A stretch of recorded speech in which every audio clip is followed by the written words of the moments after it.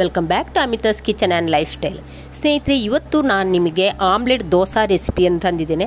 ಇದು ಹೊರಗಿನಿಂದ ಕ್ರಿಸ್ಪಿಯಾಗಿ ಒಳಗಿಂದ ಸಾಫ್ಟ್ ಆಗಿರುವಂಥ ಒಂದು ದೋಸೆ. ಮಕ್ಕಳೆಲ್ಲ ತುಂಬಾ ಇಷ್ಟಪಟ್ಟು ತಿನ್ನುವಂಥ ಒಂದು ದೋಸೆ ಅಂತಲೇ ಹೇಳ್ಬೋದು. ಹಾಗೆ ಬ್ಯಾಚುಲರ್ಸಿಗೆಲ್ಲ ತುಂಬಾ ಹೆಲ್ಪ್ ಆಗುವಂಥ ದೋಸೆ. ಹಾಗಾದರೆ ಬನ್ನಿ ಅಮಿತಾಸ್ ಕಿಚನ್ಗೆ ಹೋಗುವ, ರೆಸಿಪಿ ನೋಡಿಕೊಂಡು ಬರುವ.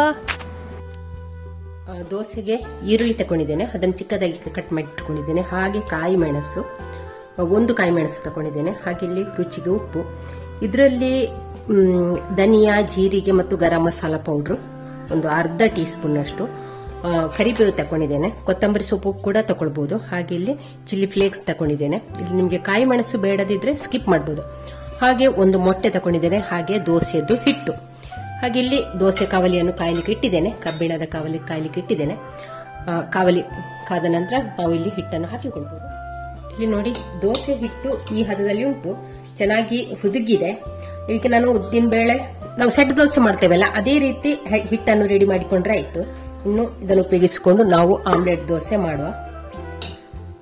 ಈಗ ದೋಸೆ ಹಿಟ್ಟನ್ನು ಹಾಕ್ತಾ ಇದ್ದೇನೆ. ಇಲ್ಲಿ ನಾನೀಗ 2 ಸೌಟಿನಷ್ಟು ದೋಸೆ ಹಿಟ್ಟು ಹಾಕ್ತಾ ಇದ್ದೇನೆ.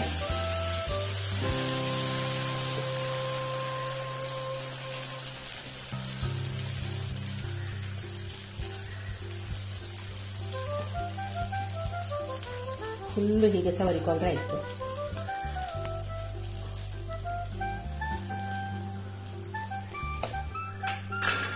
ಅದಕ್ಕೀಗ ಇಲ್ಲಿ ನಾನು ಮೊಟ್ಟೆ ಹಾಕಿದೆ, ಅನಂತರ ಈರುಳ್ಳಿ ಹಾಕಿದೆ, ಕೊತ್ತಂಬರಿ ಸೊಪ್ಪು ಹಾಕಿದೆ, ಚಿಲ್ಲಿ ಫ್ಲೇಕ್ಸ್ ಹಾಕಿದೆ, ಶುಂಠಿ ಬೆಳ್ಳುಳ್ಳಿ ಪೇಸ್ಟ್ ಕೂಡ ಹಾಕಿಕೊಳ್ಬಹುದು. ನನ್ನ ಹತ್ರ ಇರಲಿಲ್ಲ, ಸ್ಕಿಪ್ ಮಾಡಿದೆ. ಅನಂತರ ಧನಿಯಾ ಪೌಡ್ರು, ಗರಂ ಮಸಾಲ ಪೌಡರ್ ಹಾಕಿದೆ, ಕಾಯಿ ಮೆಣಸು ಹಾಕಿದೆ. ಒಮ್ಮೆ ಚೆನ್ನಾಗಿ ಇದನ್ನು ಮಿಕ್ಸ್ ಮಾಡಿಕೊಳ್ಳ. ಮೊಟ್ಟೆಯಲ್ಲಿ ಎಲ್ಲವನ್ನು ಚೆನ್ನಾಗಿ ಮಿಕ್ಸ್ ಮಾಡಿಕೊಂಡ್ರೆ ಆಯ್ತು.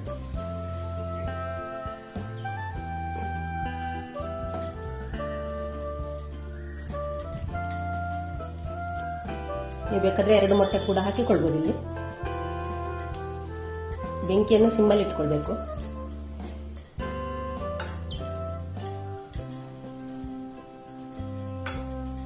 ಚೆನ್ನಾಗಿ ಎಲ್ಲ ಮಿಕ್ಸ್ ಮಾಡಿ, ಈರುಳ್ಳಿ, ಕಾಯಿ ಮೆಣಸು ಎಲ್ಲ ಮಿಕ್ಸ್ ಮಾಡಿ ಒಮ್ಮೆ ಚೆನ್ನಾಗಿ ಮಿಕ್ಸ್ ಮಾಡಿ ಹೀಗೆ ಹಾಕಿಕೊಂಡ್ರೆ ಆಯ್ತು.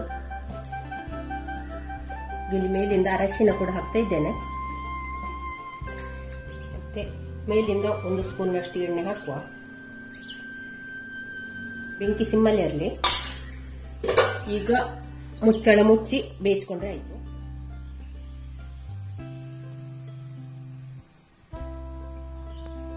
ನೋಡಿ ಸ್ನೇಹಿತರೆ, ನಮ್ಮ ಕ್ರಿಸ್ಪಿಯಾದ ದೋಸೆ ರೆಡಿ ಆಯಿತು. ಸ್ನೇಹಿತರೆ, ಈ ದೋಸೆ ರೆಸಿಪಿ ನಿಮಗೆ ಇಷ್ಟ ಆದರೆ ಪ್ಲೀಸ್ ಲೈಕ್ ಮಾಡಿ, ಹಾಗೆ ಟ್ರೈ ಮಾಡಿ, ಫ್ಯಾಮಿಲಿ ಫ್ರೆಂಡ್ಸ್ಗಳಿಗೆಲ್ಲ ಶೇರ್ ಮಾಡಿ. ಚಾನಲ್ಗೆ ಯಾರಾದರೂ ಹೊಸಬ್ರಿದ್ದರೆ ಪ್ಲೀಸ್ ಸಬ್ಸ್ಕ್ರೈಬ್ ಮಾಡಿಕೊಂಡು ಚಾನಲನ್ನು ನೋಡಿ. ನಾಳೆನ ಹೊಸ ವ್ಲಾಗ್ ಅಥವಾ ರೆಸಿಪಿಯೊಂದಿಗೆ ಸಿಗೋಣ. ಅಲ್ಲಿಯವರೆಗೆ take care, bye bye. Thank you ಸ್ನೇಹಿತರೆ.